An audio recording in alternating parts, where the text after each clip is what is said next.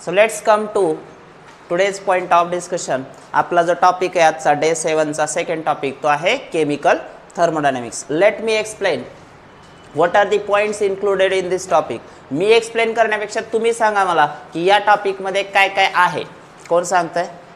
One by one प्रत्येकाने एक point सांगा किमान काय आहे या टॉपिक. इकडे तिकडे बघायचं नाही, पुस्तकात तर अजिबात नाही बघायचं. जे काय आहे ते हितलंच सांगा. आता पुस्तकावर डिपेंड राहू नका. आत्ता तुम्हाला जे माइंडमध्ये ते सांगायचं. सांगा. Systems, W max, processes, internal energy, thermodynamics. थर्मोडायनेमिक्सचा first law, second law, enthalpy, internal energy, entropy, Gibbs energy. बरोबर. अजून बघा की काय काय आठवतंय. प्रॉपर्टीज, त्याच्यामध्ये इंटेन्सिव्ह, एक्सटेन्सिव्ह. अजून काय अजून काय काय याच्यात पोरांनो बोला. ऐ झोप झाली का? हां सांगा. हेस लॉ. बरोबर. अजून इकडच्या तिकडच्या साईडच्या ज्या गोष्टी राहिलेल्या आहेत त्या. Okay. So this is one of the greatest and most important topic of the physical chemistry once again for standard 12. एकूण 6 चॅप्टर्स आपल्या फिजिकल केमिस्ट्रीमध्ये आहेत. त्याच्यापैकी टॉपिक नंबर 4 मध्ये आहोत आपण. Chemical thermodynamics. इंट्रोडक्शन. थर्मोडायनामिक्समध्ये सगळ्यात महत्त्वाचं नेमकं काय असतं thermodynamics? It is the branch of the chemistry which deals with the energy changes in physical and chemical processes. Physical आणि केमिकल प्रोसेसेसशी रिलेटेड असणारे जे काही एनर्जी चेंजेस आहेत ते केमिस्ट्रीच्या ज्या शाखेत बघितले जातात त्याला काय म्हणायचं?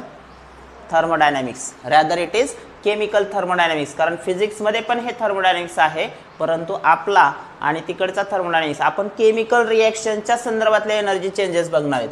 तिकडे काय ओव्हरऑल एनर्जी चेंजेस बघणार आहेत तुम्ही. फक्त केमिकल रिएक्शन सोबत नाही, तर ओव्हरऑल जे पण काही प्रोसेसेस नेचरमध्ये घडतात त्याच्या संदर्भात जर आपण थर्मोडायनामिक्स पाहतो तर ते फिजिक्समध्ये पाहतो. इथं मात्र आपले कंप्लीट डील कशासोबत आहे? केमिकल ट्रान्सफॉर्मेशन सोबत आहे. So this is chemical thermodynamics only. Then coming to the terms used in the thermodynamics. सगळ्यात मेन टर्म्स ज्या थर्मोडायनामिक्समध्ये फ्रिक्वेंटली येतात त्या टर्म्स म्हणजे कुठल्या आहेत? Systems and surrounding. What is system? System is the part of universe that is under investigation. आपल्या पूर्ण युनिवर्स मधला तो पार्ट आहे ज्याच्या वरती आपण स्टडी करणार आहे त्याला म्हणायचं system. Here it is given.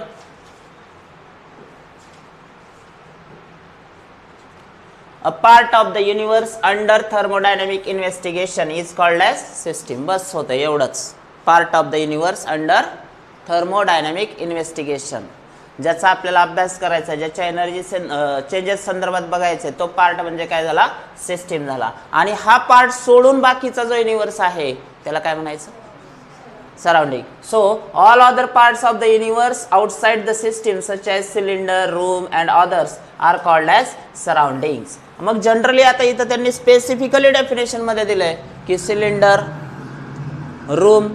याचा अर्थ सिलेंडरमध्ये काय असतंय तर सॉलिड नसतोच, लिक्विड पण नसतो, तर काय असतो? गॅस असतो. इट मीन्स आपण स्पेसिफिकली कुठल्या रिएक्शन्स बद्दल, कुठल्या केमिकल ट्रान्सफॉर्मेशन बद्दल बोलणार आहे तर ते खास करून गॅसेस बद्दल बोलणार आहे. Is that clear? So gas is our thermodynamic system. Then coming to the other part or other types of systems. So how many types of systems are there? There are 3 types of system: open system, closed system and isolated system. Open system काय असते? ज्याच्यामध्ये दोन्हीचा exchange होतो. दोन कोण? Both matter as वेल as energy. Simple example इथं दिलेले तुम्हाला कप ऑफ टी. कपामध्ये चहा ठेवलेला आहे, कप उघडाच आहे आणि फ्युम्स जाताना दाखवल्यात, म्हणजे थोड्या वेळानंतर त्या कपातल्या चहाचं अमाऊंट, कारण वॉटर वेपर निघून चालले, अमाऊंट म्हणजे मॅटर कमी होतोय. सो सिस्टीम होता टी, त्याच्यातलं काही अमाऊंट निघून जात आहे, म्हणजेच matter is exchange with the surrounding. थोड्या वेळानंतर हा चहा काय असतो? थंड झालेला असतो. म्हणजेच पहिली सिस्टीम जी आहे ओपन सिस्टीम त्याच्यामध्ये काय होणार आहे? Both matter as well as energy exchange with the surrounding. So शॉर्टकटमध्ये आपल्याला फक्त एकच लक्षात ठेवायचं आहे, काय? Both matter as well as energy. जास्त वेळ नाही आहे आपल्याकडे. काय एक्सचेंज केलं जातं? Both matter and energy exchange with the surrounding. That system is called as open system. आता क्लोज सिस्टीमकडे या. क्लोज सिस्टीममध्ये तोच चहा, गरम चहा, परत एकदा सेम एक्झाम्पल. तो जर समजा सॉसरने म्हणजे बशीनं झाकून ठेवलेला असेल तर काय होणार? चहा थंड तर होईल पण फ्युम्स मात्र बाहेर जाऊ शकत नाहीत, वॉटर वेपर मात्र बाहेर जाऊ शकत नाही. इट मीन्स एक्सचेंज कोणाचा आहे? Only energy but not the matter. So अशी सिस्टीम ज्याच्यामध्ये काय आहे? System that exchange energy and not the matter with the surrounding. हे खूप महत्वाचं. अशी सिस्टीम जी फक्त काय करते? एनर्जी एक्सचेंज करते पण मॅटर एक्सचेंज करत नाही, त्याला काय म्हणणार आपण? Close system. तिसरा आणि शेवटचा प्रकार काय होऊ शकतो मित्रांनो सांगा? Isolated system. याच्यामध्ये काय की समजा तुम्ही थर्मस फ्लास्कमध्ये चहा ठेवलाय, तो 1 तासाने 2 तासाने जरी बघितला तरी गरमच राहणार आहे आणि फ्युम्स किंवा वॉटर वेपर किंवा त्याच्यातला जो कंटेंट आहे, मॅटर आहे, तो तर सराउंडिंगला जाण्याचा प्रश्नच नाही कारण तो इन्सुलेटेड आहे. त्यामुळे neither energy nor the matter is exchanged with the surrounding. That system is isolated system. So such a system that does not allow exchange of either energy or matter. Energy पण नाही आणि matter पण नाही, सराउंडिंगला दोन्हीचा exchange होत नाही, अशी system म्हणजे काय? Isolated system. So how many types of systems are there? Three types of system. Open, closed, isolated. आणि लक्षात त्याच्यातलं काय ठेवायचं? फक्त चहा नाही, काय एक्सचेंज होतं आणि काय नाही त्याच्यावर क्वेश्चन असणार आहे. Coming to the next point of the topic. पुढचं सांगा काय? बोला लवकर. Properties of system. How many types of properties of system according to thermodynamics are there? 2 types of properties will be discussed here. First is extensive and second is intensive. माझ्या मते very important point. कुठल्या ना कुठल्या सेशनला fix question आहे आणि question कशावर आहे? डेफिनेशनवर नाही आहे, तर क्वेश्चन हा एक्झाम्पल बेस्ड क्वेश्चन आहे. एक्सटेन्सिव्ह प्रॉपर्टी म्हणजे काय? Property which depends on the amount of matter present in it. Amount of मॅटरवर प्रेझेंट असणाऱ्या ज्या प्रॉपर्टीज आहेत त्याला आपण एक्सटेन्सिव्ह प्रॉपर्टीज म्हणतो. फॉर एक्झाम्पल मास ही अमाऊंट ऑफ मॅटरवर डिपेंड असणारी प्रॉपर्टी, हो की नाही? मॅटर जास्त असेल, अमाऊंट जास्त असेल तर त्याचं मास पण जास्त असेल, हो की नाही? 10 वर्षाचं लेकरू त्याचं वजन आणि 40 वर्षाचा माणूस त्याचं वजन फरक आहे ना? Yes or no? हो की नाही? 2 किलो शेंगदाणे आणि 10 किलो शेंगदाणे, वेट जास्तच असणार आहे, 10 kg. इट मीन्स मॅटर त्याचं जर अमाऊंट वाढलं तर मास वाढणार आहे, कमी होणार आहे. It means mass is a property which is depend on the amount of the substance. Volume, this is again the same. लिक्विडच्या बाबतीत आपण सांगू शकतो 1 ग्लास पाणी आणि 1 हंडा पाणी.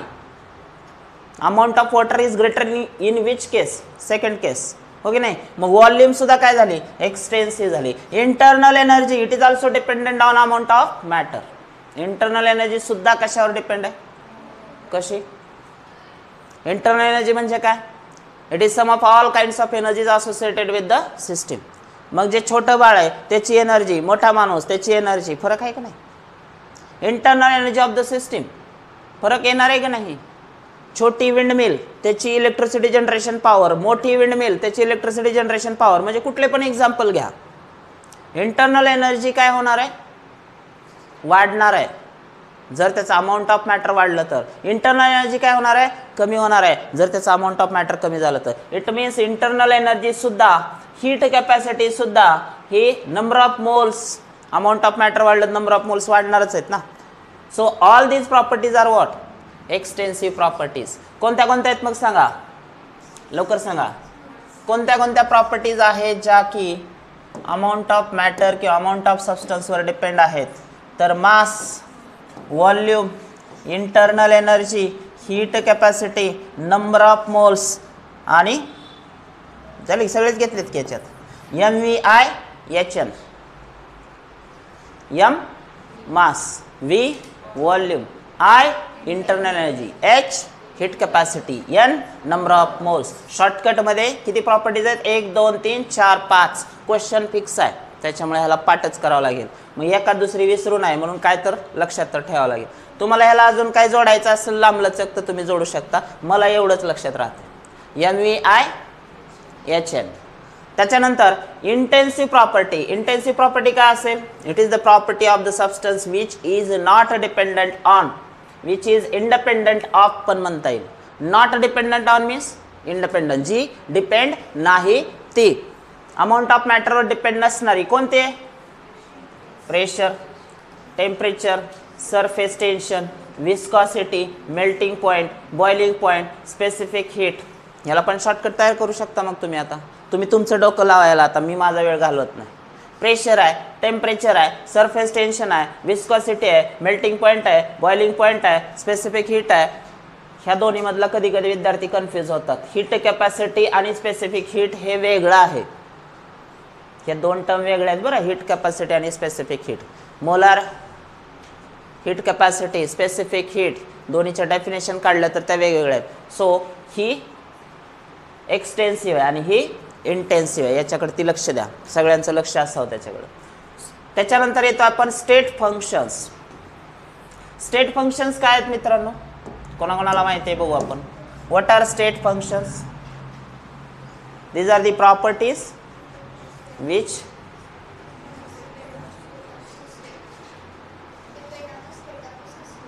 depends on the state of the system. So state functions कुठले कुठले आहेत तर अशा प्रॉपर्टी ज्या की स्टेट ऑफ द सिस्टीम वर डिपेंड आहेत. The property which depends on the state of the system are called as state functions. What are state functions? The properties which are dependent on the state of the system are called state functions. State functions मध्ये कोण कोण येतं मग? Pressure, volume, temperature, number of moles. हे जे चार आहेत हे सगळे कसे आहेत? ज्याचा डेल्टा घेऊ शकतो, चेंज घेऊ शकतो आपण, त्या सगळ्या प्रॉपर्टीज काय आहेत? State functions. त्याचप्रमाणे पाथ फंक्शन्स. अशा प्रॉपर्टी ज्या की कशावर डिपेंड आहेत? स्टेटवर नसून कशावर डिपेंड आहेत? पाथवर डिपेंडंट आहेत. त्यांना काय म्हणायचं? Path functions. कोण कोण येते त्याच्यामध्ये? वर्क आणि हीट. सो W आणि Q हे कोण आहेत? पाथ फंक्शन आहेत. Pressure, volume, temperature, number of moles हे कोण आहेत? स्टेट फंक्शन्स आहेत. इथं तुम्हाला दिले बघा त्यांनी. हे पहा P1, V1, T1, N. So all these are having their initial and final states. ज्यांचे इनिशियल आणि फायनल स्टेट आपण सांगू शकतो ते कोण कोण आहेत? State function. Then coming to the next, thermodynamic equilibrium. What is it? Thermodynamic equilibrium म्हणजे काय असते? आठवते कोणाला? A system is said to be in thermodynamic equilibrium when its state functions do not vary with the time. ज्यावेळी एखाद्या सिस्टीमचे state function हे टाइमला धरून व्हॅरी होत नाहीत, बदलत नाहीत, त्यावेळी ती सिस्टीम थर्मोडायनॅमिक इक्विलिब्रियमला असते असं आपण म्हणू शकतो. Is that clear? Is it crystal clear? Whenever the thermodynamic state functions are not varying with the time, then the system is in thermodynamic equilibrium. Then coming to the next point of the topic, processes and its type. Process means काय? One of the operation, one of the process, one of the reaction. किती प्रकारच्या processes आहेत? तर isothermal. नावातच आहे. Thermal means temperature remains through out the process. काय constant राहील? Temperature of the system remains constant through out the transformation. पूर्ण operation होईपर्यंत, पूर्ण प्रोसेस होईपर्यंत टेम्परेचर बदलत नाही. मग initial temperature T1, final temperature T2, दोघांचा डिफरन्स T2 मायनस T1. जर पहिला आणि शेवटचं सारखं असेल तर T2 मायनस T1 काय? T2 आणि T1 जर सेम असतील तर डिफरन्स काय? 0. So delta T in this case 0. याच्यावर क्वेश्चन आहे. कोणामध्ये काय कॉन्स्टंट आहे त्याच्यावर क्वेश्चन आहे. Delta T 0. दुसरी गोष्ट internal energy. Delta U is also 0 for this type of process. In such process, heat flows from the system to surrounding and vice versa so as to keep the temperature constant. अशा isothermal processes मध्ये heat flow होते आणि temperature maintain ठेवते. त्याला काय म्हणायचं? Isothermal system. आणि मग अशा वेळी जर हीट दिली घेतली जात असेल बाहेर आणि आत तर त्यावेळी चेंज इन इंटरनल एनर्जी, कारण बॉडीची इंटरनल एनर्जी पण काय मेंटेन ठेवायला ते कॉन्स्टंट ठेवायला. त्यामुळे डेल्टा यू सुद्धा काय 0 आहे. दोन केस आहेत इथं आयसोथर्मलच्या बाबतीत, डेल्टा टी आणि delta U both are 0. Isobaric त्याचा पण नावातच अर्थ आहे, baric means bar, 1 bar 2 bar 3 bar, it is the unit of pressure. So iso means same, baric means pressure. Pressure same आहे म्हणल्यावर काय सेम आहे, change in pressure delta P will be 0 because throughout the process what does it remains constant? Pressure remains the constant. Third case, isochoric process. Isochoric means volume. Volume of the system remains constant during the transformation. मग अशा वेळी काय delta काय येईल 0, delta V becomes 0. Fourth one is adiabatic process. Adiabatic means heat, but heat is not a state function. So a process in which there is no exchange of heat between system and surrounding, it is called as adiabatic process. आता या केस मध्ये delta Q आपण लिहिणार नाही, कारण heat हे काय आहे, पाथ फंक्शन आहे, म्हणून आपण Q is directly equal to काय लिहितोय 0.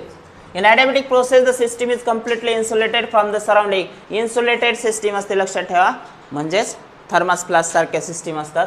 For an exothermic process the heat is release which raises the temperature of the system. बघा आता जर थर्मस फ्लास्क मध्ये जर त्या प्रोसेसमध्ये केमिकल रिएक्शन एखादी तुम्ही आयसोलेटेड किंवा इन्सुलेटेड फॉर्ममध्ये कंटेनर आणि त्याच्यात जर करायला लागलात, तर त्या रिएक्शनमधून जर हीट रिलीज होणार असेल तर ती बाहेर चालली आहे का सराउंडिंगला, नाही, ती मध्येच राहणार. त्याच्यामुळे मग सिस्टीमचं टेम्परेचर काय होईल, वाढेल ना. सिस्टीमचं टेम्परेचर काय होईल, वाढेल. जर एक्झोथर्मिक राहिली तर एंडोथर्मिक मध्ये काय होईल, कमी होईल. म्हणजे टेम्परेचर चेंज होणार, no exchange of heat but temperature changes, म्हणून इथं डेल्टा टी आपण 0 लिहू शकत नाही, लक्षात ठेवायचं. When the process is endothermic, हे पहा temperature of the, if the process is endothermic the temperature falls. Falls म्हणजे काय, कमी होईल, डिक्रीज होईल. This results either increase or decrease of internal energy. आणि या सगळ्यामुळे इंटरनल एनर्जी मध्ये मात्र वाढ होऊ शकते किंवा ती कमी होऊ शकते. Then coming to the last but not least, सगळ्यात महत्त्वाची प्रोसेस ज्याला आपण काय म्हणतोय, रिव्हर्सिबल प्रोसेस, जी की कुठल्याही मोमेंटला रिव्हर्स जाऊ शकते. आता ह्या रिव्हर्सिबल प्रोसेसचं वैशिष्ट्य काय, driving force and opposing force are infinitesimally differentiable. It means कोणता जास्त असतो, प्रोसेस तर पुढे जाते, म्हणजे driving force is slightly or infinitesimally greater than opposing force. पण ज्या मोमेंटला अपोजिंग फोर्स जर जास्त झाला तर त्या मोमेंटला प्रोसेस काय होईल, रिव्हर्स जाईल. सो कॅरेक्टरिस्टिक्स बघूया आपण. First characteristic, important characteristic of reversible process कोणता आहे, थोडं फॅन बंद करता का, करा बरं, मला जास्त ओरडावं लागेल, दोन्ही पण करा. वाह, पृथ्वीवर वापस आले सर कळले. The process can be reversed by an infinitesimal change in conditions. Condition जर बदलली तर प्रोसेस रिव्हर्स पण जाऊ शकते. The reversible process proceeds infinitesimally slowly and takes place in infinite number of steps. म्हणजेच अनंत अनेक स्टेपमध्ये ही प्रोसेस जाते आणि त्यामुळे जर अनेक स्टेपमधून प्रोसेस जात असेल तर प्रत्येक स्टेपचं वर्क डन जर आपण इंटिग्रेट केलं, एकत्रित केलं तर आपोआपच काय मिळेल, डब्ल्यू मॅक्स, हो की नाही. सो अशा प्रोसेसेसमध्ये तुम्हाला जे वर्क डन मिळतं ते ऑलवेज काय असतं, मॅक्सिमम वर्क डन असते. At the end of every step the process the system attains mechanical equilibrium with the surrounding. त्यामुळं प्रत्येक स्टेपचं वर्क डन आपण सेपरेटली कॅल्क्युलेट करू शकतो आणि ते इंटिग्रेट करून मॅक्सिमम वर्क डन काढू शकतो. Let's come to the nature of work in case of the thermodynamics. थर्मोडायनॅमिक्समध्ये वर्क डन जे आहे ते हीट आणि वर्क या दोन्ही फॉर्ममध्ये एनर्जी चेंजेस आपण पाहतो. सो वर्क डन कुठलं आहे थर्मोडायनॅमिक्समध्ये, तर pressure volume type of work done आहे. त्यामुळे जनरली जर वर्क डनचा फॉर्म्युला आपण बघितला, how to calculate work done. So simplest formula for this thermodynamic function it is W is equal to minus P external inside the bracket V2 minus V1. यालाच आपण असं पण लिहितो, इथं लिहिलेलं पण आहे W is equal to minus P external into delta V. लक्षात ठेवा वर्क डनचा हा फॉर्म्युला आहे, याच्यावरती क्वेश्चन आहे, फिक्स आहे, विचारणारच आहेत. सिम्पलेस्ट फॉर्म आहे. वर्क डन कसं काढायचं, तर W is equal to minus P external delta V.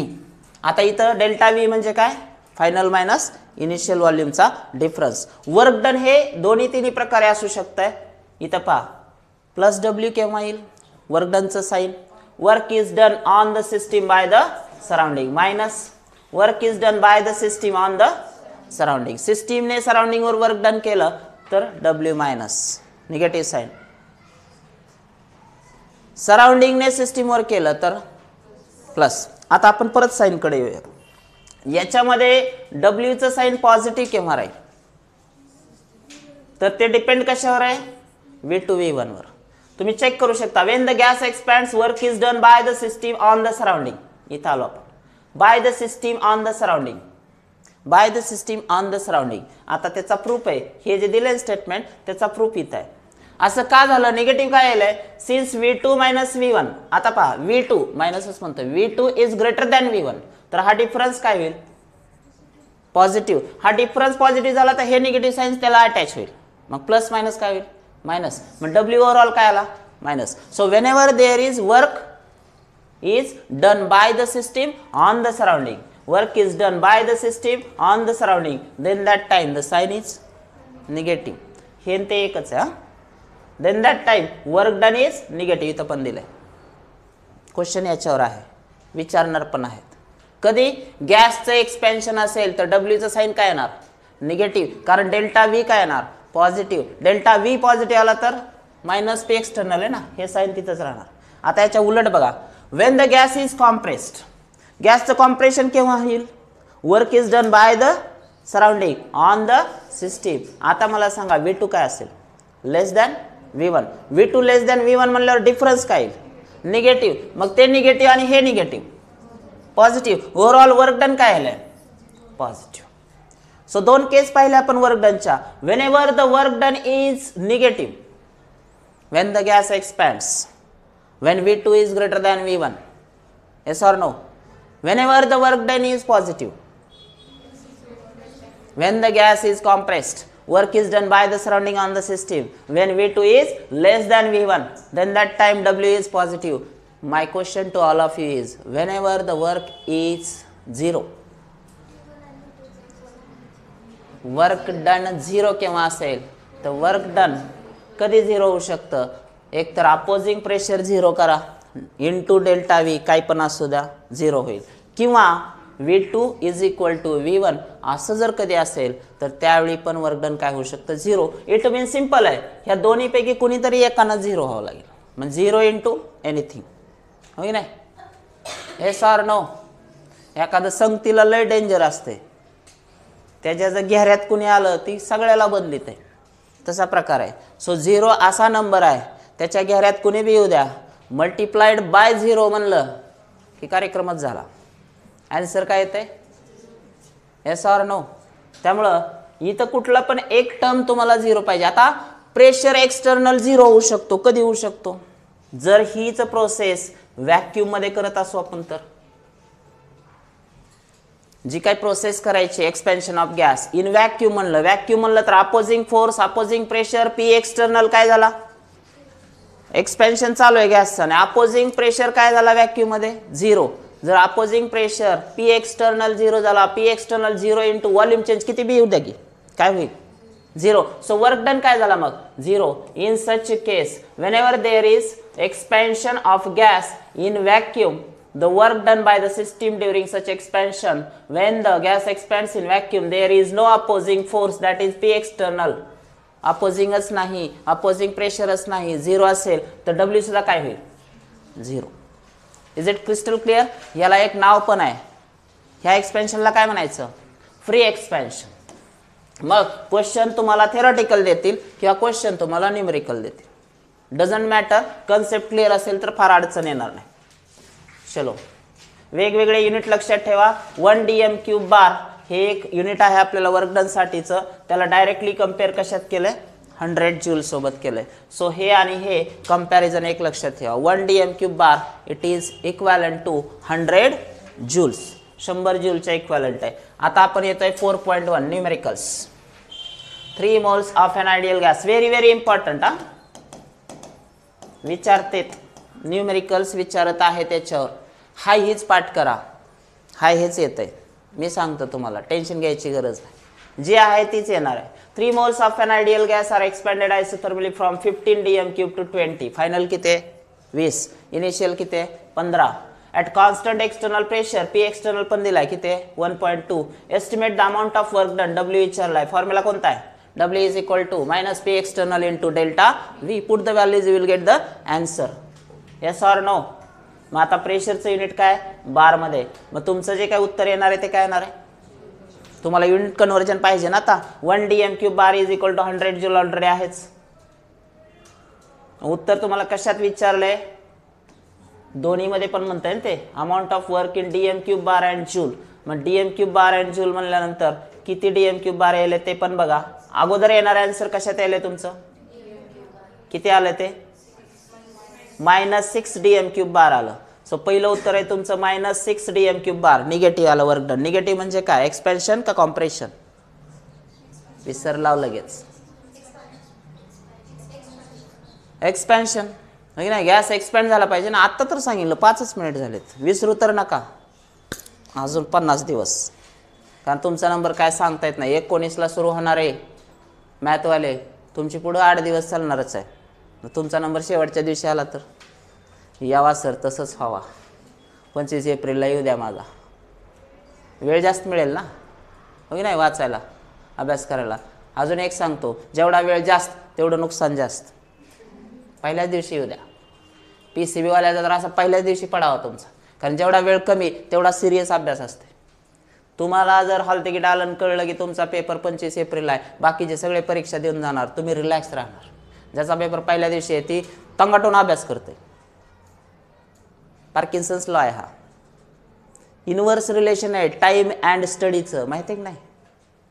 Time and स्टडीचं inverse relation आहे मित्रांनो. जेवढा टाइम कमी तेवढा अभ्यास जास्त हा रूलच आहे. त्यामुळं शेवटाला येण्यापेक्षा अगोदर धडाक्षिण्ण होऊन जावा. 19लाच व्हावा किंवा तुमची PCBची 9ला चालू व्हायली 9 तारखेलाच तुमचा पेपर व्हावा. तुम्ही रिलॅक्स होचाल. शेवटला पडल्यानंतर तर काय विषय नाही. कारण लेकरं टेन्शन देणारे बी भेटणार नाही तुम्हाला. अरे बाबा लय अवघड होता आजचा म्हणलं तुम्हाला अर्धा तर तुमचा कॉन्फिडन्स तिथं गायब होईल. आणि टेन्शन देणारे लय आगाव असते ते. आणि लोकांचं एक लक्षात ठेवायचं सध्या माइंड आपलं कूल ठेवायचं बरं का. तुमचा अभ्यास जर लय चांगला चालू असेल कदाचित तुम्हाला डिस्टर्ब करणारे एजन्सीज तुमच्या बाजूच्या सक्रिय असतात. तुम्हाला फोन करून सांगतील ती तुमचा पेपर उद्या आहे ना तुम्हाला आज फोन करून सांगतील काय खरं वाटणार मला फिजिक्स तर एवढं डेंजर होतं बाबा. किती अभ्यास केला मी 18 महिने काहीच झालं नाही माझं. लक्ष दे रे बाबा. आपल्याला आणखीन टेन्शन जास्त येते. मित्र म्हणतो फोनच उचलू नका कोणाचा पेपरला जाईपर्यंत. त्यातली त्यात तुम्हालाच माहीत असते तुमच्या सराउंडिंगला निगेटिव्ह कोण कोण आहे. अशा निगेटिव्ह लोकांच्या तर अजिबात नाही. त्यांचं तर ऐकायचं नाही. अशा वेळेस मुदाम फोन बाजूला पडून द्यायचं बघायचं आणि ठेवायचं पालता घालून. करावं लागेल तुम्हाला असं. कारण तुमचा माइंडसेट जर बदलला तर खूप मोठं नुकसान आहे तुमचं. तुम्हाला पॉझिटिव्ह माइंडसेटनेच जावं लागेल तर तुमचं 180+ आहे. तुम्ही जर थोडं बी डगमगला थोडा पण कॉन्फिडन्स कमी झाला तुमचा ह्याचं असं झालंय मग माझं कसं होईल. बिलकुल नाही. प्रत्येक सेशनचा पेपर वेगळा आहे. मी तुम्हाला म्हणतोय एका पेपरला 180 घ्यावे लागतील 99.99ला. दुसऱ्या पेपरला 160 घ्यावे लागतील. हा फरक आहे. जसं जे याचं आहे तसं CETचं पण आहे. काय सांगावं तुमचं नशीब चांगलं लिहिलेलं असलं तर त्या विद्यार्थ्यांनी. फिजिक्स बी सोपंच केमिस्ट्री बी सोपंच मॅथ तर त्याच्यावरून सोपंच. तर होऊ शकते ना लागू शकते ना जुगाड तुमचा चांगला. Yes or no. शेवटी क्वेश्चन पेपरवर मॅटर करणार आहे. आणि जर अभ्यास तुम्ही 100% करून गेलात तर माझ्या हिशोबाने तुम्हाला 90% यायला काय हरकत नाही. 90% आले की तुमचा 100% येतं. 90% इज इक्वल टू 100%. मग 180+ कसं न्यायचा पेपर PCB असो PCM असो हे तुमच्या हातात आहे. 10 ते 20 मार्क इकडं तिकडं जाऊ शकतात तुम्ही. त्याच्यापेक्षा जास्त नाही. चलो second. Calculate the constant external pressure P external काढायचं required to compress 2 moles of an ideal gas. Compression म्हणतंय म्हणजे आता Wचं साइन काय positive. From volume 25 to 13 when the work obtained is. Work पण दिलंय विचारलंय का एक्सटर्नल प्रेशर विचारलं. प्रेशर विचारलं मग रिअरेंज करावं लागेल फॉर्म्युला. तुमचा फॉर्म्युला काय original W is equal to -P external into delta V. त्याला रिअरेंज केलं तर P एक्सटर्नल तुमचा राहू शकतो आहे तसा. याचं डायरेक्ट उत्तर सांगा किती आलंय 4.05 5 कुठं तेवढा वेळ आहे त्याला बघत बसायला. 200 ml of ethylene gas and 150 ml of HCl gas were allowed to react at 1 bar pressure according to the reaction. एक रिएक्शन दिले तुम्हाला. Calculate the PV work done in joules. So हा व्हॉल्यूम दिलेला आहे, हा पण व्हॉल्यूम दिला आहे, ml मध्ये दिला आहे. डेल्टा व्ही तर तुम्ही काढू शकता. किती आन्सर याचा हे तुमची तुम्ही बघा, 15 joules. ठीक आहे. सो जे काय डेटा दिला आहे ते बघा, फॉर्म्युला तोच येणार आहे, तोच फॉर्म्युला फिरवा फिरवी करून दिला आहे. ओरिजिनल फॉर्म्युला काय कुठला आपला, W is equal to minus P external into delta V. हे जनरलसाठी, जनरलसाठी. ज्यावेळी न्यूमेरिकलमध्ये आयसोथर्मल अँड रिव्हर्सिबल असा जर उल्लेख आला रे आला तर हे वर्क डन वापरायचं नाही. त्यावेळी काय वापरायचं, W मॅक्स. कारण रिव्हर्सिबल प्रोसेस म्हणलं की काय येतं, मॅक्सिमम वर्क डन येतं. मग त्यावेळी हा फॉर्म्युला नाही वापरायचा, W is equal to minus P external into delta V. त्यावेळी कुठला वापरायचा, W max is equal to, जो की आपण बघणार आहे. Concept of maximum work done कसं आलं काय आलं ते रामायण तुमची तुम्ही बघा, ऑलरेडी आपण पाहिलंय बोर्डासाठी. एक फॉर्म्युला फायनल कुठला आहे, W max is equal to minus 2.303 nRT log to the base 10 of V2 upon V1. व्हॉल्यूमच्या बाबतीत फायनल व्हॉल्यूम वर आहे, इनिशियल व्हॉल्यूम खाली आहे. दोन्ही कंडिशन्स लक्षात ठेवा. आणि ते जर इन टर्म्स ऑफ प्रेशर असेल तर ऑलरेडी आपल्याकडे जनरल गॅस इक्वेशन काय, P1 V1 is equal to P2 V2. त्यामुळे काय होईल, हे इन्व्हर्ट होईल. ऑलरेडी हे उलट आहे ना एकमेकांच्या, त्याच्यामुळं V2 बाय V1 च्या ऐवजी दुसरा W मॅक्स चा फॉर्म्युला कोणता आहे, minus 2.303 nRT log to the base 10 of initial pressure वरती, फायनल प्रेशर खाली. हे लक्षात ठेवायचं, हे कन्फ्यूज नाही करायचं स्वतःला. व्हॉल्यूमच्या बाबतीत काय करायचंय आणि प्रेशरच्या बाबतीत काय तर लक्षात ठेवा. हे असं चल ना, ते काहीतरी झालं त्याला, आणि हे असं ते बी मनावर घ्यायला. चलो, W मॅक्सचे 2-3 न्यूमेरिकल्स दिलेले आहेत तुम्हाला, बघून ठेवा. W मॅक्सचे न्यूमेरिकल्स आहेत तसंच आहे माझ्या मते. तुम्ही परत मी म्हणतोय की तुम्ही म्हणता लॉगचं सर काय करायचं, लॉगच्या व्हॅल्यूज तुम्हाला ते डायरेक्ट देणार आहे, त्याचं टेन्शन घेऊ नका. लॉग अँटी लॉग सुद्धा देत नाही, ते बाजूला तिथं डायरेक्ट तुम्हाला व्हॅल्यू देतात ब्रॅकेटमध्ये. जे काही कॅल्क्युलेटेड पार्ट आहे ते डायरेक्ट व्हॅल्यू देतात. त्याच्यामुळे तुम्ही फार टेन्शन घ्यायच नाही, सर ह्याचं कसं करू, मला लॉग टेबल घेऊन जाऊ का, नको नेऊ, तुझा शानपणा करू नको. रायटिंग पॅड स्वामी क्लासेसचं नेऊ का, जा घेऊ, बघ काय होतंय ते. आता बघायचंच म्हणल्यावर काय सांगा, internal energy denoted by U, state function आहे, डिफरन्स काय येणार, delta U is equal to U2 minus U1. आता इंटरनल एनर्जी सी रिलेटेड जे पण न्यूमेरिकल्स आहेत ते छोटे छोटे आहेत, खूप मस्त आणि महत्त्वाचे आहेत. इथं दिलेलं आहे तुम्हाला. Transfer of energy, internal energy काय, sum of all kinds of energies associated with the system.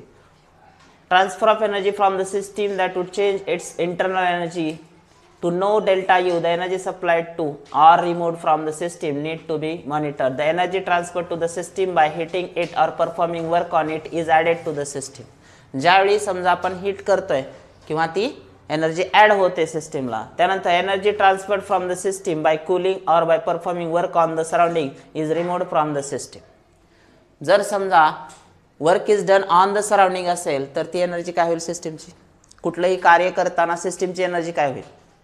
आता मी जर आत्ता 1.5 तास बडबड करायलोय तर थोड्या नंतर काय असणार, डिस्चार्ज असणार आहे स्वामी सर, एनर्जी डिक्रीज होणार आहे ना, yes or no. So energy decrease होते जर सिस्टीम सराउंडिंगवर वर्क डन करत असेल, आणि सराउंडिंग सिस्टीमवर करत असेल तर एनर्जी वाढते. तर ते साईन तुम्हाला परफेक्टली लक्षात ठेवायचे. आता इथं दिले त्यांनी 30 किलोजूल ऑफ हीट सप्लाइड, मग हे काय होणार, ॲड होणार to the system. It would be added to internal energy of the system and delta U काय होईल, मग पहिली जी काय असेल एक्स त्याच्यामध्ये +30 होईल ना. Second case, if 20 kilojoule of work is done on the system, आता हे सुद्धा काय होणार, ॲड होणार. It is added to the internal energy of the system, म्हणून हे सुद्धा काय आलं, डेल्टा यू कितीने चेंज झाला, +20 आहे. Suppose a system releases 10 kilojoules of heat. आता हीट रिलीज व्हायला म्हणाले, आता सांगा निगेटिव्ह होणार, delta U minus by 10 kilojoule and performs 15 kilojoule of work on the surrounding. हे सुद्धा काय सिस्टीमच कोणावरती काम करायला, सराउंडिंगवर. मग हे पण मायनस आणि हे पण मायनस, टोटल काय व्हायला मग 10 मायनस मायनस 15, ओव्हरऑल चेंज कितीचा -25. मग असे न्यूमेरिकल पण आपण सोडवलेले आहेत की एक्सरसाइज मध्ये पण 1-2 आहेत, चेक करा. त्याच्या बाहेरचं एक्झाम्पल ते पण विचारणार नाहीत. आता हे सांगा, तुम्ही सांगायचं 25 kilojoule of work is done on the system, पटकन सांगा. And it releases 10 kilojoule of heat. सिस्टीमवर वर्क डन म्हणजे +25 आणि रिलीजेस हीट 10 म्हणजेच -10 +25 -10 किती +15 इज द आन्सर. सो याचा आन्सर काय आला पाहिजे +15. मला सांगा असा जर क्वेश्चन आला एखादा तर काय अडचण आहे. डिफिकल्टमध्ये येत आहेत हे पण क्वेश्चन्स. डिफिकल्ट का म्हणतायत ते त्यांच्या दृष्टीनं हे स्किल आहे, त्यांच्या दृष्टीनं हे स्टुडंटचं ॲप्लिकेशन लेवल आहे थर्मोडायनॅमिक्सची. कारण त्याला परफेक्टली कळलंय वर्क डन पॉझिटिव्ह केव्हा आहे, निगेटिव्ह केव्हा आहे, हीट ॲड झाल्यानंतर काय होत आहे, हीट रिलीज झाल्यानंतर काय होत आहे, इंटरनल एनर्जी वाढायली केव्हा, कमी केव्हा होईल. जर तुम्ही अशा टाईपचे न्यूमेरिकल सोडवताय तर तुमचा थर्मोडायनॅमिक्स परफेक्ट आहे. म्हणजे तुम्हाला थर्मोडायनॅमिक्स स्किलफुल झाला तुम्ही. स्किल म्हणजे कळतंय का, ड्रॉइंग काढणं ही एक स्किल आहे, वर्गात प्रत्येकाला येत नाही. आता मी जर सांगितलं तुम्ही माझं चित्र काढा तर वर्गात एखाद दुसराच विद्यार्थी असेल ज्याचं ड्रॉइंग बघितल्यावर मला नंतर अभिमान वाटेल की हां ही स्वामी सर आहे. 70 ते 80% विद्यार्थी तर काय काढतील, स्वामी सर आहे का, गाढव आहे का, बैल आहे ते बी कळणार नाही. का त्यांच्याकडे ड्रॉइंगचं स्किल नाही आहे. स्किल म्हणजे काय, परफेक्ट, परफेक्ट आहेत ते. मग स्किलचे क्वेश्चन्स, ॲप्लिकेशनचे क्वेश्चन ज्याला आपण difficult section of the question paper म्हणतो ते कमीच असतात, 10च असतात पण एकदम क्वालिटी असतात. मग ते स्टुडंट पण तसेच असले पाहिजेत, सगळ्यांना येणार नाही. मग आपण काय करायचं, ऑल महाराष्ट्रामध्ये 80% विद्यार्थ्यांना जमणार नाही, आपण ट्राय करू की. करणार आहो का नाही तुम्ही, नक्की. यू तर द्या सर क्वेश्चन. 14 तारखेपासून रेडीच राहायचं तुम्हाला. हां झोपायचं नाही. आजचे टॉपिक आजच रिवाईज करायचे. मागचा ग्रुप तुम्ही तर जेवायचं बी नाही आज, ठरलं आपलं. 5 मिनिटं लेट आलेले सगळेच, इकडे तिकडे बघू नका तुम्ही सुद्धा. एनर्जी चेंजेस झालं. फर्स्ट लॉ ऑफ थर्मोडायनॅमिक्स काय आहे, मॅथमॅटिकल एक्सप्रेशन कडे या लगेच. फर्स्ट लॉ ऑफ थर्मोडायनॅमिक्स तुम्हाला माहिती आहे, सांगता का स्टेटमेंट. एनर्जी सांगता का नाही. Yes, law of conservation of energy as it is statement आहे. Energy can neither be created nor is destroyed but can be converted from one form to another form. दूसरा, total energy of the universe remains constant. So constancy वरती पण focus करा. Mathematical statement, expression of first law of thermodynamics, delta U is equal to Q plus W. Delta U is equal to Q plus W. Small change मध्ये पाहिजे असेल तर d U is equal to d Q plus d W. One and the same, single स्टेपसाठी करू शकतो. त्यानंतर first law of thermodynamics for various processes, वेगवेगळ्या प्रोसेसेससाठी फर्स्ट लॉ ऑफ थर्मोडायनॅमिक्स काय काय असेल. आयसोथर्मल प्रोसेस, आयसोथर्मल मध्ये काय कॉन्स्टंट होता आठवा, डेल्टा टी. आपला ओरिजिनल फॉर्म्युला काय आहे, delta U is equal to Q plus W. पाठ झालाय सगळ्यांना first law of thermodynamics, delta U is equal to Q plus W. Isothermal मध्ये डेल्टा यू सुद्धा 0 आहे मित्रांनो. मग 0 is equal to Q plus W म्हणल्यावर Q is equal to minus W होणार ना. ही व्हॅल्यू 0 ठेवली ना आपण, बघा इथं डेल्टा यू ची व्हॅल्यू 0 पुटअप केली तर इक्वेशन काय झालं फर्स्ट लॉ ऑफ थर्मोडायनॅमिक्सचं, क्यू प्लस डब्ल्यू. मग क्यू इज इक्वल टू काय येईल, क्यू जर इकडे ठेवला तर डब्ल्यू पलीकडे जाताना sign reverse minus W. So W is equal to minus Q or Q is equal to minus W असं पण होऊ शकतं. आयसोथर्मल साठी चेंज झाला first law of thermodynamics. Question येते बरं का याच्यावर, क्वेश्चन येत आहे लक्षात ठेवा. दुसरा ॲडिबॅटिक प्रोसेस, क्यू काय असते ॲडिबॅटिक मध्ये 0. मग क्यू तर उडालाच की त्याच्यातला. Delta U is equal to Q plus W, मग क्यू तर गेला 0 झाला. मग काय राहिलं, minus delta U is equal to minus W और delta U is equal to W. एक एक लिहिलंय त्यांनी, मी दुसरा फॉर्म लिहिलंय कारण ह्या फॉर्म मध्ये पण एमसीक्यू मध्ये ऑप्शन असणार. नेक्स्ट प्रोसेस आयसोकोरिक मध्ये काय असतंय, change in volume delta V 0. मग आपला फॉर्म्युला काय original thermodynamics first law delta U is equal to Q plus W. त्यातला डब्ल्यू म्हणजे काय असते minus P external into delta V. पण डेल्टा व्ही 0 झाला तर एक्सटर्नल प्रेशर सुद्धा 0. Overall work done 0. मग राहिलं काय सांगा हे पूर्ण 0 व्हायलंय. This complete term becomes 0. So delta U is equal to Q आणि त्या क्यू ला सबस्क्रिप्टला व्ही टाकलंय म्हणजे हे कधी आहे change in internal energy is always equal to heat. It is whenever it is possible for isochoric process कशी असायला लागेल आयसोकोरिक असायला लागेल. नेक्स्ट आयसोबेरिक ह्याच्या बाबतीत काय लिहू शकतो आपण वर्क डनचा formula minus P external into delta V आहे की नाही. सो रिअरेंज करा आता याला डेल्टा यू क्यू जे आहे ते आपण पलीकडे घेतोय किंवा फॉर्म्युला रिअरेंज केला तर Q P is equal to काय आलं हे मायनस होतं ना इकडं मायनस होतं पलीकडे जाताना काय होईल ओरिजिनल इक्वेशन असं इथं दिलेलं नाही delta U is equal to Q P plus कसं येईल मायनस येईल ना. आता ह्याला काहीच करता येत नाही Q P minus P external delta V. आता जर तुम्हाला क्यू पी काढायचं आहे तर हा minus P external delta V इकडे जाताना काय होईल प्लस होईल. म्हणून ओव्हरऑल इक्वेशन काय आलं Q P is equal to delta U plus P external delta V आणि Q V is equal to काय येते Q V is equal to delta U येत आहे पण Q P is equal to काय येत आहे delta U plus P external delta V additional आहे त्याच्यामध्ये तुम्हाला इथं दिलंय बघा. Q is not state function whereas QV and QP are state function. हे पण लक्षात ठेवा QV आणि QP दोन्ही पण स्टेट फंक्शन आहेत. Q ओरिजिनली पाथ फंक्शन आहे पण QP आणि QV हे कसं आहे at constant volume at constant pressure असल्यामुळे ते स्टेट फंक्शन्स आहेत. Coming to the next concept of this topic enthalpy denoted by H. Formula state function असल्यामुळे delta H is equal to H2 minus H1.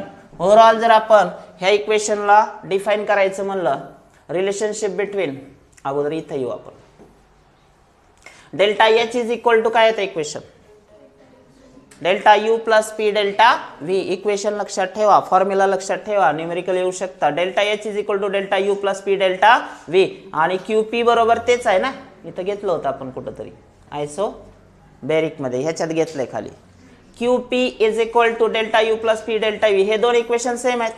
मग आपण असं लिहू शकतो का डेल्टा H म्हणजे change in enthalpy is always equal to QP लिहू शकतो ना आपण.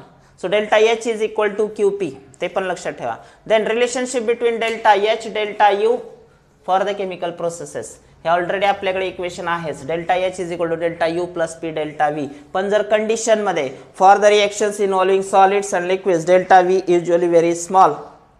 जर डेल्टा व्ही स्मॉल असेल नेग्लिजिबल असेल तर अशा केसमध्ये काय लिहू शकतो आपण ही टर्म नेग्लिजिबलच होईल ना. समजा डेल्टा व्ही 0.0001 आहे किंवा 10 टू द पॉवर ऑफ -4 आहे मग ही घेतली काय नाही घेतली काय एकच येईल ना. म्हणून मग इक्वेशन काय येईल delta H is equal to delta U. कधी ठेवायचं delta H is equal to delta U when the volume change is negligible. Condition लक्षात ठेवा व्हॉल्यूम चेंज नेग्लिजिबल आहे तेव्हा सॉलिडच्या बाबतीत ते पॉसिबल आहे. फॉर रिएक्शन्स इन्व्हॉल्विंग गॅसेसच्या बाबतीत मात्र डेल्टा व्ही नेग्लेक्ट करता येत नाही कारण गॅसेसचा जो व्हॉल्यूम चेंज असतो तो खूप मोठा असतो. V2 is quite greater than V1 जर एक्सपेन्शन असेल तर V2 is quite smaller than V1 जर कॉम्प्रेशन असेल तर. त्यामुळे डेल्टा व्ही ची व्हॅल्यू खूप जास्त असेल तर अशा वेळी इक्वेशन काय येईल सांगा मला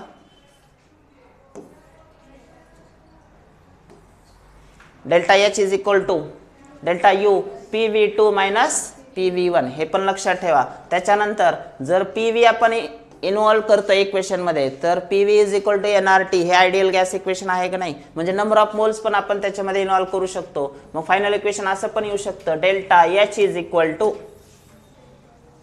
हे पण इक्वेशन लक्षात ठेवा काय delta U plus delta NRT. Delta N कोण आहे number of moles R gas constant, T temperature, याच्यावर पण क्वेश्चन येऊ शकतात कारण न्यूमेरिकल्स इथं दिलेलेच आहेत तुम्हाला. कुठले कुठले फॉर्म्युला आहेत बघा याच्यामध्ये. आता एक इक्वेशन दिलेले तुम्हाला, इथेन तयार करण्याची प्रोसेस आहे.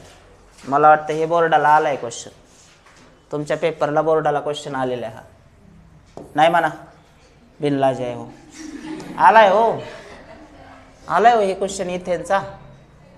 तुम्ही जाऊन बघा घरी. Calculate delta U for the reaction. मग तुमच्याकडे इक्वेशन आहे delta H is equal to delta U plus delta N R T. मग नंबर ऑफ मोल सॉलिडचे घ्यायचे नसतात, गॅसेसचेच घ्यायचे. N2 मायनस N1 करावं लागेल. N2 किती आहे, इथेनचे मोल्स किती आहेत दिलेत की तिथं, किती आहेत 1, आणि हायड्रोजनचे 3. मग काय येईल N2 मायनस N1 इथं दिलंय, डिफरन्स निगेटिव्ह आला -2. ती व्हॅल्यू पुटअप करा याच्यामध्ये. गॅस कॉन्स्टंट तर तुमच्याकडे आहेच, त्यामुळे येणारं उत्तर जे असेल ते डेल्टा एचचं किती आलंय, डेल्टा एचचा आन्सर डेल्टा एच पण दिलाय ना, दिलाय की delta H for the reaction, तो पण दिलाय. विचारलाय delta U, calculate delta U म्हणताय तर रिअरेंज करा त्याला फक्त. डेल्टा यू डावीकडे आला, हे दोन ॲड होतील. फायनल आन्सर येते तुमचं -79.44. बोर्ड एक्झाममध्ये आलेला क्वेश्चन आहे या वर्षीच्याच पेपरमध्ये. कोणाला आठवतंय की नाही, का टच बी केलं नाही त्या क्वेश्चनला, असं टच बी नाही केलं का, कुणीच नाही अख्ख्या वर्गात. धन्यवाद. घरी जाऊन बघा, आहे त्याच्यामध्ये दिलेलंच आहे. Under what conditions delta H is equal to delta U. मग अशीचा क्वेश्चन कधी होऊ शकतं delta H becomes equal to delta U, when volume change is negligible.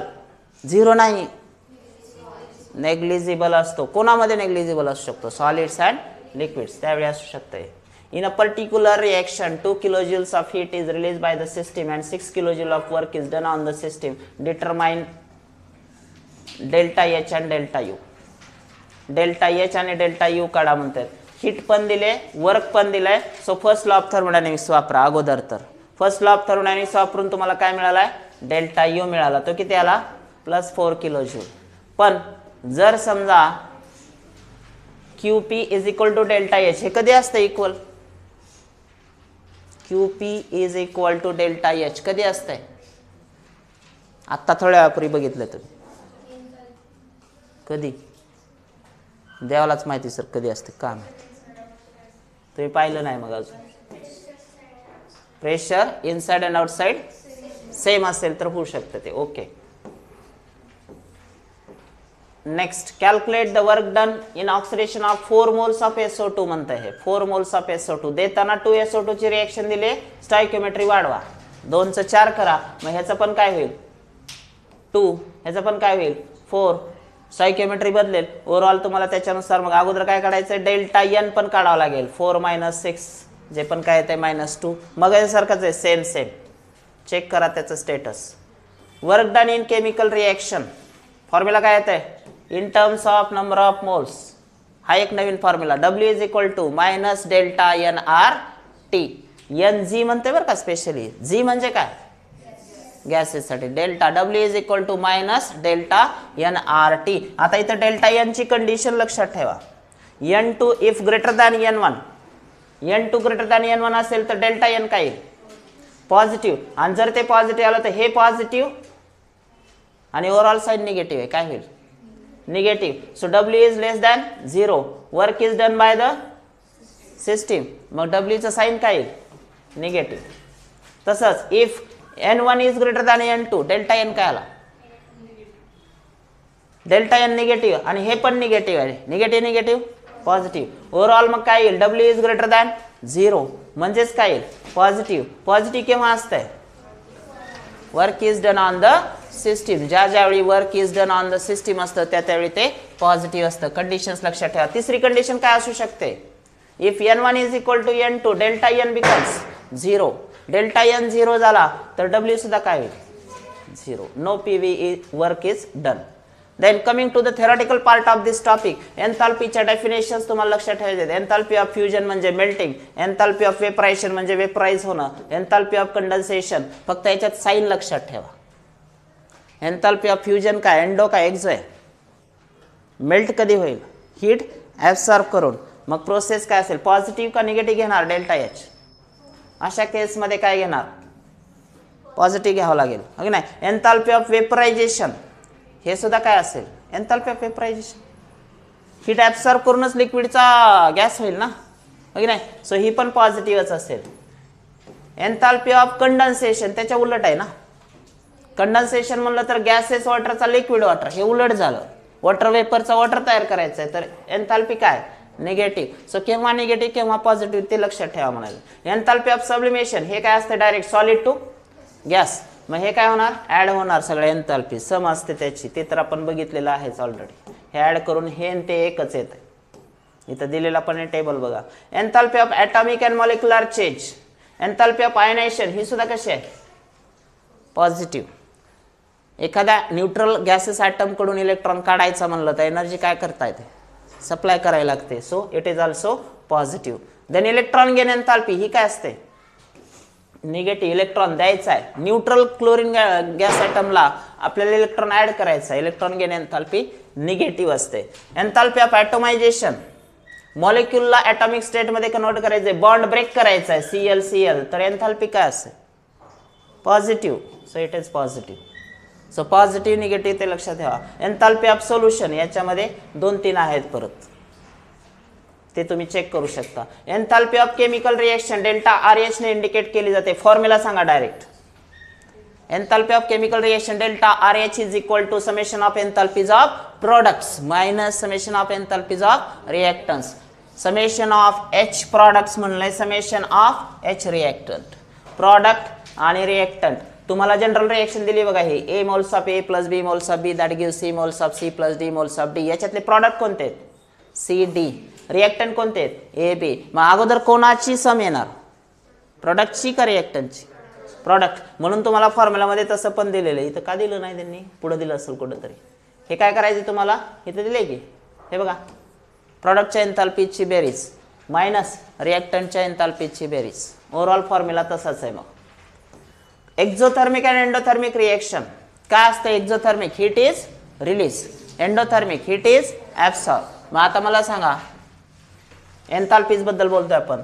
दस enthalpies of product is greater than enthalpies of reactant असं असेल तर H2 - H1 difference काय येणार, पॉझिटिव्ह. पॉझिटिव्ह येणार म्हणजे रिएक्शन कशी आहे, एंडोथर्मिक. ज्यावेळी डिफरन्स पॉझिटिव्ह येतो, डेल्टा H पॉझिटिव्ह येतो, त्यावेळी प्रोसेस काय असेल, एंडोथर्मिक असेल.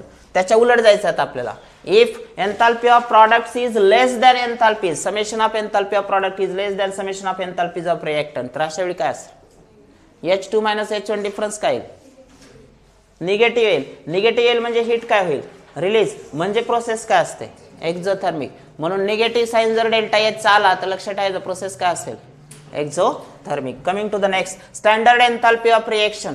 त्या RH लाच फक्त काय केलंय, RH 0. स्टँडर्ड कंडिशनला जर काढली तर ती STP येते.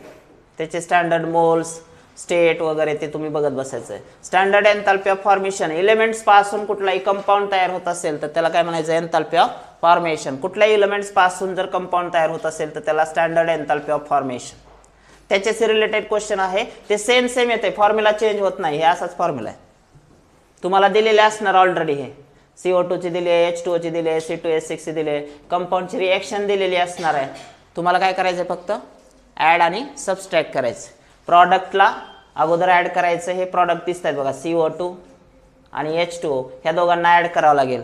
आणि त्याच्यातून मायनस कोण करणार, रिएक्टंट. आणि असे जे इलेमेंट्स असतात त्यांची काय असते, इलेमेंट्सची एन्थाल्पी ऑफ फॉर्मेशन काय असते, 0 असते. ती बाय नेचर असते. O2 आहे, N2 आहे, H2 आहे, हे 0च घ्यायची, कारण ती दिलेली पण नसते इथं. हे आठवते का नाही, लॉंग ॲगो त्या काळी आपण आदर्शनगरमध्ये टॉपिक शिकताना हे शिकलेलो आहोत. सो डिफरन्स काढायचा फक्त तुम्हाला. ॲडिशन सबस्ट्रॅक्शन तर जमेल का नाही, हे बघा इथं दिलंय. येते की कॅल्क्युलेशन, असं बघून ठेवा, नसलं तर पाठच करून ठेवा. पाठच करा, तेच येत आहे. स्टँडर्ड एन्थाल्पी ऑफ कंबशन, फरक काहीच नाही. ऑक्सिजनच्या प्रेझेन्समध्ये रिॲक्ट करायचं हायड्रोकार्बन्सला, तुम्हाला ती एन्थाल्पी. आता हीट रिलीज होते ना, कंबशन रिएक्शनमध्ये हीट रिलीज होते, तर ते काय असेल, रिलीज होते म्हणजे एक्झोथर्मिक. म्हणून साइन निगेटिव्ह आहे. तेच एन्थाल्पी ऑफ कंबशनशी रिलेटेड. फॉर्म्युला बदलायचाच नाही, प्रॉडक्ट आणि रिएक्टंटचा डिफरन्स. हां, आता इथं खूप महत्त्वाची गोष्ट आहे. बॉन्ड एन्थाल्पीमध्ये हे उलट घ्यायचं. बॉन्ड एन्थाल्पीमध्ये काय करायचं मित्रांनो, बॉन्ड एन्थाल्पीमध्ये फॉर्म्युला इन्व्हर्ट होत आहे. काय दिला फॉर्म्युला बघा बॉन्ड एन्थाल्पीच्या बाबतीत. बॉन्ड एन्थाल्पीज अगोदर कोणती घ्यायचे, sum of the bond enthalpies of reactant bonds घ्यायचे आणि minus sum of the bond enthalpies of products. So standard एन्थाल्पीचं इक्वेशन जे आहे डेल्टा RH0, तिथं sum of enthalpies of products minus reactant असं आहे. पण बॉन्ड एन्थाल्पीच्या बाबतीत ते उलट आहे, sum of bond enthalpies of reactant bonds minus product bonds. हा फरक आहे बरं दोन्हीतला. आणि ते त्याचे न्यूमेरिकल्स हे पण तुम्हाला दिलेलं असतं टेबल. व्हॅल्यूज फक्त बघायच्यात, कुठल्या बॉन्डसाठी काढायचं आहे त्यालाच उचलायचं आणि डावीकडे न्यायचं. स्टँडर्ड एन्थाल्पी पण दिलेली असते, अमुक एका पर्टिक्युलर बॉन्डची ते काढा म्हणतात. हे ते तुम्हाला दिलेत 1 2 3, एका दुसरा राहिलेला असतं हे बघा CCl ची काढा म्हणतात. तर डेल्टा RH0 पण दिलेला असेल तुम्हाला, हे दिला येतं. मग ह्याच्यात जे नाही ते बाजूला घ्यायचं, ह्याला बाजूला घ्यायचं. बाकीचं इक्वेशन पलीकडे जाताना साइन रिव्हर्स करायचं, ते विसरायचं नाही. इकडे प्लस असेल तर तिकडे काही मायनस. मग ते कॅल्क्युलेशनचा तुमचा पार्ट आहे. त्यावेळी जर तुम्ही चूक केली तर गेला क्वेश्चन, कारण थर्मोडायनामिक्समध्ये साईनला खूप महत्त्व आहे. चलो नेक्स्ट, हेस लॉ. हेस लॉ मध्ये काय की ज्या रिएक्शनच्या एन्थाल्पीज डायरेक्ट कॅल्क्युलेट करत नाही आपण, त्या इनडायरेक्ट करतो. जसं की आता ही रिएक्शन आहे, ह्याची डायरेक्ट येत नाही तर काय केलेलं असतं, सपोर्ट रिएक्शन दिलेले असतात. ह्या 3 रिएक्शनला आठवतंय का, ह्याला काय करतो आपण, ह्या 3 रिएक्शनला अशा पद्धतीने ऍड किंवा सबस्ट्रॅक्ट करतो किंवा मल्टिप्लाय करतो की तुम्हाला ही रिएक्शन मिळेल. सो सगळ्यात पहिलं टार्गेट काय असतं हेस लॉ मध्ये, दिलेल्या रिएक्शन्सला अशा पद्धतीने अरेंज करायचे की जे इक्वेशन पाहिजे ते मिळवायचं. मग तुम्ही कधी कधी पहिलं इक्वेशन रिव्हर्स करचाल, मल्टिप्लाइड बाय 2 करचाल, त्याच्यानंतर पहिला दुसरा ऍड करचाल, तिसऱ्याला सबस्ट्रॅक्ट करचाल, असं काही पण करायचं ऑपरेशन. काही पण म्हणजे हे मिळेपर्यंत. एकदा का हे इक्वेशन मिळालं की मग जे तुम्ही इकडे करणार आहेत रिएक्शनच्या बाबतीत तेच काय करायचं, एन्थाल्पीच्या बाबतीत करायचं. जसं की आता इथे यांनी काय केले पहा, रिव्हर्स द इक्वेशन फर्स्ट. पहिलं इक्वेशन रिव्हर्स केले. का बरं रिव्हर्स केलं असेल, कारण इथं SiO2 कोण आहे, रिएक्टंट मेन इक्वेशन मध्ये, आणि खाली दिलेल्या इक्वेशन मध्ये SiO2 कोण आहे, प्रॉडक्ट. मग हा काय बनवायचा आपल्याला, रिएक्टंट. मग ह्याचा एरो काय करायचा, रिव्हर्स, म्हणजे रिएक्शन रिव्हर्स करायची. मग ह्याचं पण साइन काय होईल, मायनसचं प्लस. आठवतंय की नाही काय, थर्मोडायनामिक्सचे न्यूमेरिकल अवघड नाहीत, फक्त डेटा जास्त आहे त्याचा. अर्ध पान भरून हा येणार येताना क्वेश्चन. बघा की केवढा आहे क्वेश्चन, एवढा. आणि त्याला बघूनच चक्कर येऊन पडते ते बरेच जण. हे बाबा एवढं मोठं कोण वाचावं आणि कोण सोडव, ऍक्च्युली त्याच्यात काहीच नाही. सोपे क्वेश्चन्स आहेत हेस लॉचे सुद्धा, ज्यांची काढता येत नाही डायरेक्ट त्यांच्यासाठी. त्यानंतर last part of this topic is spontaneous process, म्हणजे जी की इरिव्हर्सिबल प्रोसेस असते. स्पॉन्टेनिटी आणि एनर्जी यांचे को रिलेशनशिप काय काय आहेत पहा. एंट्रॉपी हा मेन फॅक्टर आहे सगळ्यात अगोदर. तर स्पॉन्टेनिटी ऑफ रिएक्शन साठी entropy, what is entropy, randomness or disorderness among the particles. Randomness जेवढं वाढत जाईल, तुम्ही बघा इथं सॉलिड मध्ये रेग्युलर रिपीटिंग अरेंजमेंट आहे म्हणजे रॅन्डमनेस कमी आहे, लिक्विड मध्ये ते वाढलं, गॅसेस मध्ये ते आणखी जास्त वाढलं. सो एंट्रॉपी सगळ्यात जास्त कोणाची, मग गॅसेसची. Solid to liquid to gas जाताना एंट्रॉपी काय होत जाते, वाढत जाते. Entropy is also a state function. Entropy सुद्धा काय आहे, स्टेट फंक्शन. डेल्टा एस, जर एखाद्या रिएक्शन मध्ये हे पहा सॉलिड आहे आणि त्या ॲक्वियस आहे, मग एंट्रॉपी वाढली का कमी झाली, सॉलिड टू लिक्विड एंट्रॉपी काय होते, वाढते. सो डेल्टा एस या केसमध्ये कसा आहे, पॉझिटिव्ह आहे. कुठल्या पण रिएक्शनला चेक करू शकता. आता इथं मॉलिक्यूल आहे, मॉलिक्यूलचे ॲटम झाले तर मॉलिक्यूल वळवळ करू शकत नाही, हो की नाही. नवरा बायको असले तर दोघांपैकी कुणीच जास्त वळवळ करू शकत नाही. एक वळवळ करायला एक दुसरं वळतंय त्याला, थांब इथं जायचं नाही, जाऊ का मी माहेरला, नाही जायचं बस इथंच. पण तसं जर बॅचलर ज्या मुली आहेत त्यांना काय अडचण नाही ना, आई मामाच्या गावाला जायचंय जा, फ्रीडम आहे. बॉन्ड असला की अवघड आहे. मॉलिक्यूलमध्ये इथं बॉन्डिंग आहे H2, हायड्रोजन ॲटम सेपरेट होऊ शकतात का, नाही, फोर्स ऑफ अट्रॅक्शन आहे ना. पण इथं काय झालं, ॲटम सेपरेट आहेत, मग हे कुठेही पळू शकते. त्यांची कायनेटिक एनर्जी काय असेल, जास्त. मग एंट्रॉपी सुद्धा काय असेल, जास्त. रॅन्डमनेस पण जास्त असेल ना. सो मॉलिक्युल्स ॲटम्स मध्ये कन्वर्ट होत असतील तर डेल्टा एस काय, पॉझिटिव्ह. डेल्टा एस साठी इक्वेशन्स बघा काय काय. Delta S is equal to Q reversible upon temperature, हे लक्षात ठेवा. Q reversible upon temperature. Unit काय, joule per kelvin delta S चं, बाकी त्याचे पॅरामीटर्स दिलेलेच आहेत. एंट्रॉपी अँड स्पॉन्टॅनिटी, त्याच्यासाठी आपल्याला गिब्स एनर्जी पण बघावं लागेल. सेकंड लॉ ऑफ थर्मोडायनामिक्स, हां हे महत्वाचं आहे. Delta S total is equal to काय काय येते, delta S of system plus delta S of surrounding. बऱ्याच वेळा SYS हे सिस्टीम साठी दिलेले आहे, ते लिहित पण नाहीत. फक्त डेल्टा एस लिहिलेला असेल तर समजून घ्यायचं कोणाचा दिलाय, सिस्टीमचा. आणि डेल्टा एस कोण आहे, सराउंडिंग. दोघांची जर बेरीज केली तर ती ग्रेटर दॅन काय असते, 0. येते लक्षात. आणि ह्याच्यावर नाही येत क्वेश्चन, गिब्स एनर्जी. थांबा थांबा थांबा. Delta S is greater than 0 conditions, या तिन्ही कंडिशन महत्वाच्या आहेत. Process, Wien ever the process is spontaneous. If delta S total is greater than 0 the process is. If delta S total is less than 0 process is. If delta S total is 0 the process is काय, equilibrium. तिन्ही condition याच्यावर येते question, विचारतात. आणि सोपं पण आहे, लक्षात ठेवा, काय अडचण नाही. ग्रेटर दॅन 0 जर असेल डेल्टा एस तर स्पॉन्टॅनियस, लेस दॅन 0 जर असेल तर नॉन स्पॉन्टॅनियस, आणि डेल्टा एस टोटल 0च असेल तर इक्विलिब्रियमला प्रोसेस असेल. पुढचा पार्ट आहे या टॉपिकचा, तो म्हणजे Gibbs energy. Gibbs energy denoted by G, आणि स्टेट फंक्शन आहे गिब्स एनर्जी, त्यामुळं G is equal to H minus TS हे ओरिजिनल इक्वेशन, ह्याला लक्षात ठेवा.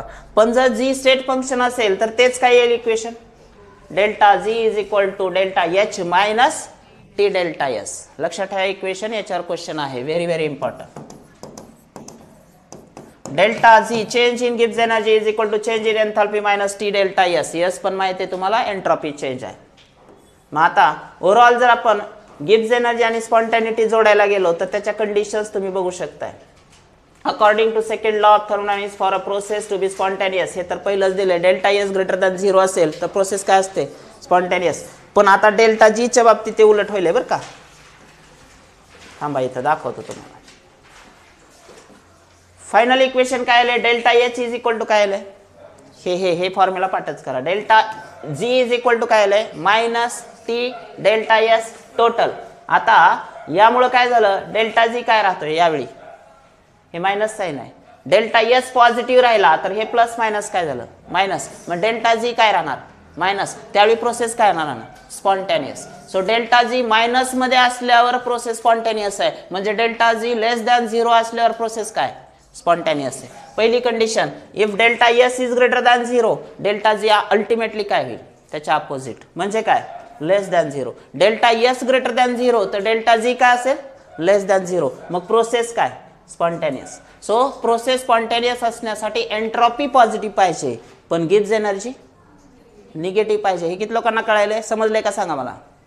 डेल्टा S जर ग्रेटर दॅन 0 आहे म्हणजे हे पॉझिटिव्ह आहे, तर हे प्लस मायनस साइन काय होईल, आपोआप मायनस. मग डेल्टा G काय पाहिजे त्यावेळी, निगेटिव्ह. जर डेल्टा S पॉझिटिव्ह असेल तर डेल्टा G काय येते, निगेटिव्ह. निगेटिव्ह म्हणजे काय, लेस दॅन 0. मग इथं बघा ना, delta S total greater than 0, त्यावेळी डेल्टा G काय, लेस दॅन 0. मग लेस दॅन 0 म्हणजे मायनस असते डेल्टा G, त्यावेळी प्रोसेस काय असते, स्पॉन्टॅनियस. आता याच्या उलट पण जा, if delta S total is less than 0 त्याच्या उलट असेल डेल्टा G. आता सांगा, delta G greater than 0 ultimately process is non spontaneous, कारण डेल्टा S निगेटिव्ह झाला ना, त्यावेळी ते non spontaneous. So spontaneity of reaction related directly with the delta S total. Positive असेल तर स्पॉन्टॅनियस, निगेटिव्ह असेल तर नॉन स्पॉन्टॅनियस. पण डेल्टा G ला ती उलट आहे. If delta reaction is spontaneous when delta G is negative, reaction is non spontaneous when delta G is positive. आणि तिसरी आणि शेवटची कंडिशन, डेल्टा S 0 आहे त्यावेळी डेल्टा G पण काय होईल, ह्याला 0 केलं तर इंटू T 0च व्हायला ना. सो काय होणार, 0. The process is at equilibrium. Next, spontaneity and delta H or delta S, ह्याच्या कंडिशन 4 आहेत. एक ह्या इक्वेशन वरून जायचं आहे तुम्हाला, 2 आणि पुढच्या 2. याच्यामध्ये थोडासा वेळ कमी, मला वाटतं 5:30ला बॅच आहे ना तुमची. सो हे तुम्ही करू शकता की आता 4 कंडिशन जसं वर कम्पेअर केले आपण तसंच ह्या 4 कंडिशन आहेत, 1 2 3 आणि 4. कधी निगेटिव्ह असतंय कधी पॉझिटिव्ह असतंय ते बघायचं फक्त तुम्हाला. हे 4 जे आहेत खूप सोपं पण आहे, साइन तुम्ही पुटअप करून बघा, मी जसं आता ठेवलं तसं तुम्हाला चेंजेस दिसतील. Last point of this topic is temperature at equilibrium. Formula काय? T is equal to delta H upon delta S. Formula पाठ करा, very very important. T is equal to delta H upon delta S. Similarly, Gibbs function and equilibrium constant. Delta Z is equal to delta Z0 plus RT ln Q. Q म्हणजे काय असतंय? Reaction कॉशंट. Q म्हणजे काय असतंय? Reaction कॉशंट. आणि तोच Q जर K घेतला आपण तर ते काय होईल? आता हे बघा, कॉन्सन्ट्रेशनच्या फॉर्म मध्ये Q दिलाय. जर लिक्विड असतील तर, आणि गॅसेस असतील तर तेच काय केलंय? प्रेशरच्या फॉर्म मध्ये दिलंय. So delta Z is equal to, formula सांगा फायनल आपला इक्विलिब्रियम कॉन्स्टंट साठी. डेल्टा Z किंवा delta Z0 is equal to minus RT ln of K. पण ln ऑफ K लागत नाही आपल्याला, आपल्याला काय लागतंय? Log to the base 10. मग फॉर्म्युला हा असेल आपला. Delta Z0 is equal to minus 2.303 RT log to the base 10 of KC. K म्हणजे कोण? Equilibrium constant. किंवा जर गॅसेसच्या बाबतीत असेल तर काय घेतात? Delta Z0 is equal to minus 2.303 RT log to the base 10 of KP. KC आणि KP सोल्युशन्स आहेत की गॅसेस आहेत त्याच्यावर डिपेंड आहे. आणि ह्याच्याशी रिलेटेडच तुम्हाला इथं न्यूमेरिकल्स दिलेत परत बाकीचे जे आहेत. हे बघा, डेल्टा G सी रिलेटेड इक्वेशन आहे, त्याच्याशी रिलेटेड व्हॅल्यूज दिल्यात. व्हॅल्यूज फक्त पुटअप करायच्यात, साईन येतात तुमचे. फक्त साईन वरती मात्र लक्ष ठेवावं लागतं. थर्मोडायनॅमिक्सचा बेसिक फंड आहे बघा, साईन लक्षात ठेवणं. हे न्यूमेरिकल्स आहेत असेच पाठ ठेवा. पाठच करावं लागते तुम्हाला, तुमच्याकडे पर्याय नाही. इथं 4-5 आहेत शेवटी, जवळपास मला वाटतं 5 का 6 न्यूमेरिकल्स आहेत शेवटी. ठीक आहे. सो थर्मोडायनॅमिक्स मध्ये ओव्हरऑल काय किती फॉर्म्युले आले मग अंदाजे? कोणी बघितलंय सर? आता बी नाही बघितलं मी. पाठ होईल का आज? घरी करचाल का? नक्की. मी फक्त तुम्हाला काय केलंय की रॅपिड रिव्हिजन दिले. आता शेवटी तुम्हाला करावं लागेल, एक एक फॉर्म्युला बघावं लागेल. आणि पुस्तकाला तर अजिबात हायगाई करायची नाही. एक्सरसाइजचे क्वेश्चन सुद्धा ज्यांना 100% पाहिजे, मित्रांनो खोटं सांगत नाही मी, तुमचा जो गॅप फिजिक्स मध्ये पडणार आहे आणि मॅथ किंवा तुमचा ऑप्शनल जे काय असेल बायोमध्ये पडणार आहे, तो गॅप भरून काढण्याचं काम केमिस्ट्री करेल. कारण फिजिक्स तुम्हाला पर्सेंटाईल देणार आहे 60-70 आणि त्याचंच गॅप इकडं केमिस्ट्रीमध्ये निघणार आहे. कारण केमिस्ट्री तुमचा बऱ्यापैकी 99ला जाते. मग तुमची येताना टोटल येणार आहे ना. तुमचे जे कॅप राऊंड असणार ते कशावर असणार? एकट्या मॅथवर, एकट्या केमिस्ट्रीवर, एकट्या फिजिक्सवर नाहीत. कॅप राऊंड कशावर आहेत? P+C+M. जी काही कॉम्बो रिझल्ट असेल ते खाली दिलेलं असते टोटल. ओव्हरऑल पर्सेंटाईल दिलेली असते तिन्हीची. मग तिन्हीची चांगली आली तर प्रॉब्लेमच नाही. पण एकाची चांगली आली आणि एकाची कमी आली तरी पण फरक पडणार आहे ना.